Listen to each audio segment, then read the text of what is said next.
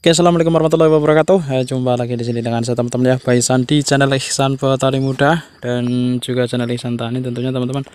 Semoga untuk kabar teman-teman semua di hari ini dalam keadaan sehat ya, dan mudah-mudahan selalu diberi kelancaran dalam beraktivitas, dalam mencari rezeki, dan mudah-mudahan diberi rezeki yang banyak dan berkah teman-teman.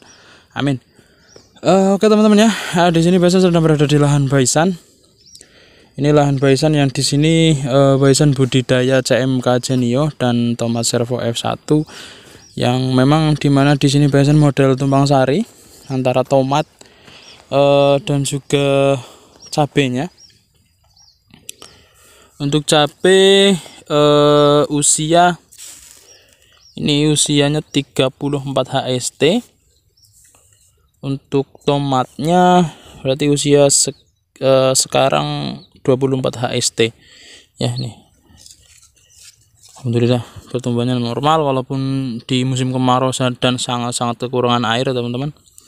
Ini musim kemarau di daerah Baisan ini irigasi kering, belum ada tanda-tanda hujan sampai saat ini, sudah hampir 4 sampai 5 bulan kayaknya belum turun hujan.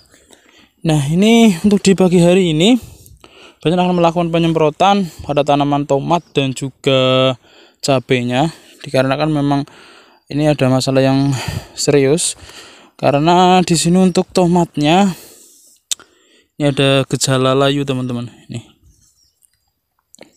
ya, ini bukan layu karena kurang air, bukan teman-teman. Ini sudah ada gejala 3 hari kalau nggak salah, 3 hari ya. Ini kalau terkena panas, kalau agak siang sedikit nanti atau mulai panas kayak gini, ini dia layu teman-teman. Nah ini kelihatan ya, daunnya layu kelihatan. Nih ini yang layu, ini yang normal seperti ini. Ini normal. Nih ini normal. Ini kena panas layu teman-teman. Nah ini biasanya kalau gejala seperti ini itu memang ada 2 kemungkinan, yaitu ada layu fusarium dan juga ada layu bakteri. Nah biasanya kalau layu bakteri itu tiba-tiba teman-teman. Jadi tanaman sehat seperti itu, misal nanti selang 2 hari dia langsung layu saja. Nah kalau layu fusarium ditandai dengan memang seperti ini. Kalau pagi dia segar, nanti kalau kena panas sedikit segini kayak gini, nanti dia akan layu. Nah kalau sorenya biasanya dia segar lagi teman-teman. Nah, itu gejala layu fusarium. Tapi kalau layu bakteri dia tiba-tiba langsung layu. Ini bukan layu karena kurang air, sih memang kurang air ya. Kalau untuk lahan ini memang kurang air, cuman maksudnya dibandingkan dengan tanaman-tanaman yang lain segar semua. Tapi kalau yang ini sudah kelihatan. Nah ini sudah 3 hari kalau nggak salah teman-teman. Nah ini harus segera diantisipasi, harus segera diobati agar nanti tidak menular dan tidak menular tanamannya sehat, di tanaman cabenya ataupun di tanaman tomat yang lain yang masih sehat. Kalau dilihat sih memang tidak banyak, cuman ya kita harus lakukan antisipasinya teman-teman. Nanti ini insya Allah bermanfaat bagi para petani pemula semua. Kita belajar bareng untuk memahami masalah layu yang memang kalau sudah layu susah sekali dikendalikan teman-teman. Adanya pencegahan dan juga pengobatan. Alhamdulillah pencegahan dari awal Baisan sudah dilakukan pemupukan dekomposer pembenahan tanah. Terus untuk pemupukan juga pertama dilakukan pemberian dekomposer M21 teman-teman. Nah untuk pengobatan ini harus interval nanti gerak cepat. Pokoknya kalau untuk pengobatan kalau di musim kemarau seperti ini kawan-kawan bisa aplikasi nanti 5 hari sekali. Nanti Baisan kasih tahu untuk fungisida dan bakterisidanya untuk tanaman layu fusarium ataupun layu bakteri. Oke, jadi jangan lupa nanti share video-video Baisan yang bermanfaat ya, agar nanti bisa kawan-kawan petani pemula bisa belajar, dan support juga dengan tekan tombol like, subscribe, share agar nanti channel Ihsan Petani Muda bisa semakin berkembang dan bisa memberikan edukasi-edukasi di dunia pertanian teman-teman. Oke, langsung saja kita racik untuk di penyemprotan kali ini untuk mengatasi layu fusarium dan juga layu bakteri. Ya, oke langsung teman-teman ya kita racik. Seperti biasa di sini ada Pak Miun yang membantu pekerjaan Baisan tentunya setiap harinya. Di sini kawan-kawan bisa untuk mengobati layu fusarium, layu bakteri ya, yang disebabkan oleh bakteri ataupun jamur. Nah ini selalu Baisan menggunakan bahan aktif tembaga teman-teman. Nih tembaga oksida dengan kandungan tembaganya sekitar 56%. Ini adalah fungisida dan bakterisida teman-teman ya, di merek dagang Nordok.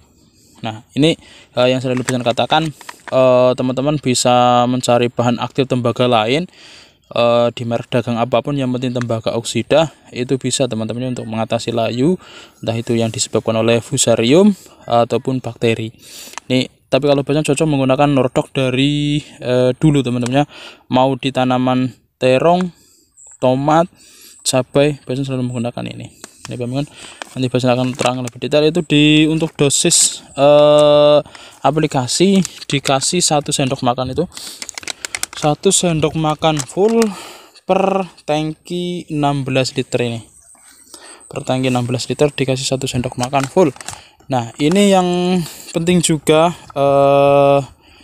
Besan katakan, yaitu untuk aplikasi bahan aktif tembaga oksida, entah itu dari merek dagang Nordok ataupun dari merek dagang lain seperti Kopside ataupun bahan aktif yang lain, merek dagangnya lain maksudnya, pokoknya aplikasi tunggal ya, aplikasi tunggal, tidak boleh dicampur dengan bahan aktif yang lain.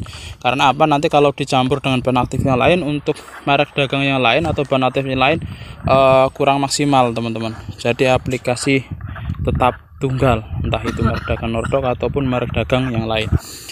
Nah nanti untuk penyemprotan juga bisa aplikasikan, yang penting dari batang sampai pangkal batangnya saja teman-teman. Nah, itu diaduk. Kalau di musim penghujan teman-teman bisa aplikasi dicampur dengan perekat, perata dan juga penembus agar untuk memaksimalkan fungisida ataupun pestisida yang kita aplikasikan. Berhubung di daerah Besan cuaca saat ini kemarau dan irigasi pun belum mengalir teman-teman, Besan aplikasi tunggal bahan aktif tembaga oksida dan tidak ditambah dengan perekat. Ditambah juga bagus, tidak apa-apa kalau ada. Ini berhubung Besan tidak ada, jadi aplikasi tunggal, tidak pakai perekat teman-teman ya. Nah ini teman-teman ya, jadi kawan-kawan, untuk Nordok ini kalau teman-teman membaca di belakang labelnya ada semua, di belakang kemasan maksudnya, di belakang kemasan dosis aplikasi terus interval penyemprotan ada semua teman-teman. Nih kalau untuk dosis aplikasi untuk tanaman kakao, kopi, padi, jagung, ini kawan-kawan bisa dengan takaran 1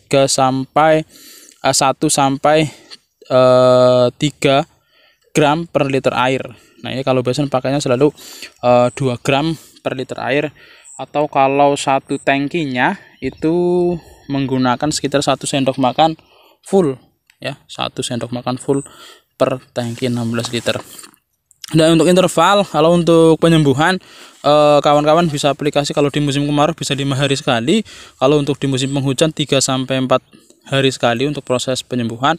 Kalau untuk pencegahan aplikasi 10 hari sekali saja, tidak apa-apa teman-teman ya. Nah, ini juga penting. Nah untuk aplikasi, cara penyemprotan juga ini ada caranya teman-teman. Jadi kalau bahan aktif tembaga oksida memang kadang kalau yang tidak tahu caranya, penyemprotannya juga salah teman-teman. Untuk penyemprotan juga yang penting jangan sampai pupusnya teman-teman. Jadi untuk penyemprotan fokus di batang dan juga pangkal batangnya teman-teman. Jadi untuk pupus hindari saja, kalau bisa hindari. Memang kalau tidak bisa tepat dosis aplikasinya, dosis takaran per gramnya ditinggalkan saja. Jadi fokus di batang dan juga pangkal batang. Pangkal batangnya sedikit teman-teman. Nah ya, karena biasanya sering terjadi juga kalau untuk penyemprotan sampai pupus tanaman, entah itu di tanaman tomat ataupun di tanaman cabenya, biasanya kalau sudah berbunga itu rontok bunganya teman-teman. Jadi kalau aplikasi Nordok biasanya selalu fokus di batang dan juga pangkal batang ya, itu teman-teman. Kalau untuk pupusnya biasanya selalu hindari. Ya, biasanya juga di merek dagang lain seperti itu sama teman-teman. Jadi untuk bahan aktif tembaga memang yang pertama aplikasinya harus tunggal, terus penyemprotan juga fokus di batang dan juga pangkal batang. Ini untuk penyemprotan bahan aktif tembaga. Pokoknya aplikasi tunggal kalau untuk bahan aktif tembaga oksida. Kalau memang ini di musim kemarau di daerah Basan ini untuk curah hujan belum ada sama sekali dan irigasinya pun kering, stok air tinggal sedikit teman-teman, tinggal segini ya. Jelas teman-teman ya. Jika ada yang kurang jelas ataupun kurang paham dari penjelasan Baisan, nanti kawan-kawan bisa tanyakan di kolom komentar untuk seputar tanaman CMK-nya ataupun tanaman tomatnya teman-teman, entah itu di pemupukan ataupun di perawatan. Tanyakan saja sebisa mungkin untuk pertanyaan di kolom komentar atau video terbaru, biar nanti Baisan lebih cepat meresponnya teman-teman. Oke, jelas ya.